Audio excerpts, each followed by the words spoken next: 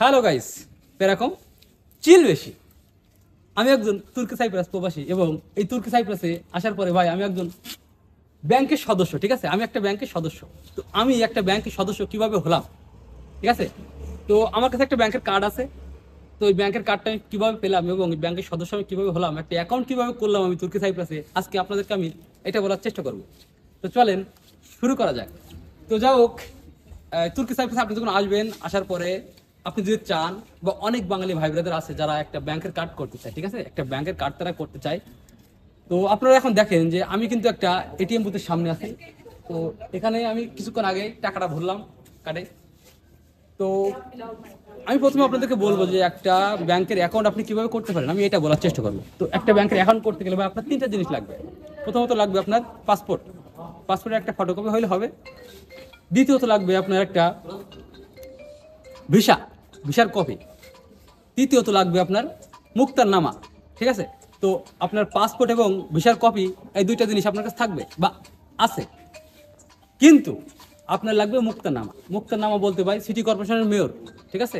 তো সিটি কর্পোরেশনের যে বিষয়টা, এটা হচ্ছে ভাই প্রত্যেকটা সিটিতে একটা সিটি কর্পোরেশন মেয়র থাকে, আমাদের দেশের মতো এরকমই, তাদেরকে বলে মুক্তার।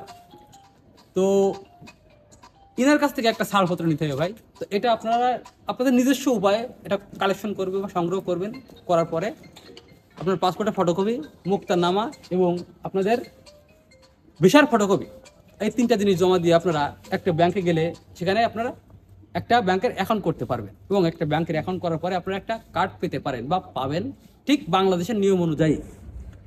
তো এভাবে আপনারা একটা ব্যাংকে যে কার্ড করতে পারবেন বা ব্যাংকের অ্যাকাউন্ট করতে পারবেন এই তুর্কি সাইপ্রাসে। তো তুর্কি সাইপ্রাসে কিছু কিছু ব্যাংক আছে ভাই আপনাদের কিছু টাকা পয়সা ডিপোজিট করা লাগে, ঠিক আছে? আর কিছু কিছু ব্যাংক আছে যে টাকা পয়সা ডিপোজিট করা লাগে না, ঠিক আছে? তো আপনারা চেষ্টা করবেন যে বেশিরভাগ আপনার নিয়ারেস্ট এবং আপনার ক্রেডিটওয়েস্ট যে ব্যাংকগুলো আছে এগুলোতে একেবারে ফি কম। নিয়ারেস্ট এবং ক্রেডিটওয়েস্ট ফি অনেকটাই কম, 110 টাকা ফি দিয়ে আপনারা এই ব্যাংকের কার্ডটা করতে পারবেন বা ব্যাংকের একটা অ্যাকাউন্ট করতে পারবেন। এখন আসি, একটা ব্যাংকের কার্ড যদি আপনি তুর্কি সাইপ্রাসে করেন এর সুবিধা কি ভাই? আপনি চাইলে আপনার ডলার, ইউরো, পাউন্ড আপনার ব্যাংকের মাধ্যমে আপনি জমা রাখতে পারবেন।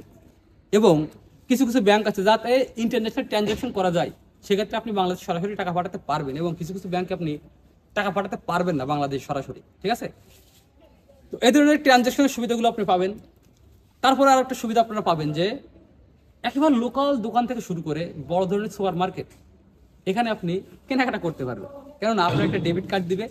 আমাদের বাংলাদেশে হয়তো এই কার্ডটা সচরাচর চালু না বা চলে না, সবাই পজ মাকিনা বা পজ মেশিন যেটা, এটা ইউজ করে না, যার কারণে আপনারা এই সুবিধাটা পান না। কিন্তু তুর্কি সাইপ্রাসে আপনি ছোট্ট একটা দোকান থেকে শুরু করে সর্বোচ্চ একটা বড় সুপার শপে আপনি এই কার্ডটা ব্যবহার করতে পারবেন।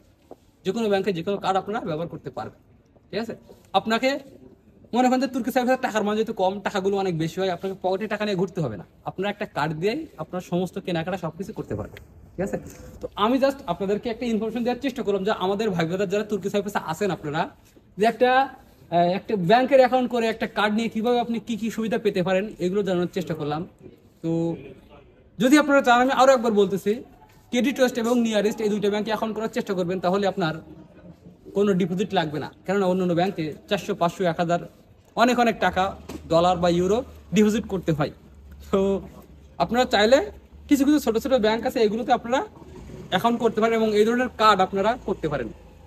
তাতে আপনাদের কী হবে, আপনাদের সুবিধা হবে যে আপনাদের পকেটে টাকায় বয়ে নিয়ে বাড়ানোর দরকার নাই, কোনো সমস্যা নাই। এবং আপনারা চাইলে ডলার বা ইউরো আপনাদের নিজস্বভাবে জমা রাখতে পারবেন, কোনো সমস্যা হবে না। তো সব কিছু মিলায়ে আল্লাহ হাফেজ, বাই বাই।